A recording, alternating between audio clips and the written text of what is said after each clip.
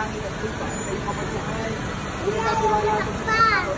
Ganun yun dyan, sa mga ito kayo po ang naglalakbay sa pagpagitan ng mga sakyan.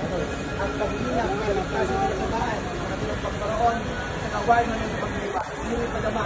Lagi nilang kasama si Kristo na bilang Panginoon na bubuhay. Kasama ng Espiritu Santo, magpasawalang hanggan. Amen. Amen.